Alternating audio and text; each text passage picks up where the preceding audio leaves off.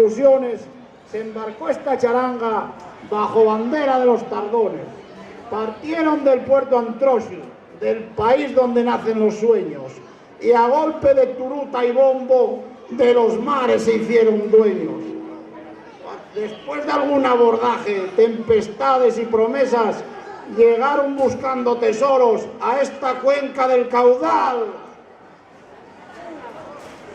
Paseando mi soledad, pensando en la paga extra, paseaba un funcionario, caminando en la hipoteca. Ahora yo tengo que ir al banco a negociar para ver si así yo puedo la hipoteca rebajar.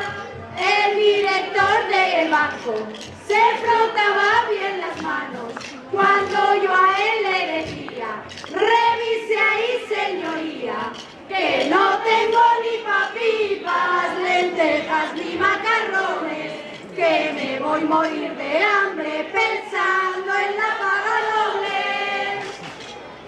Y ahora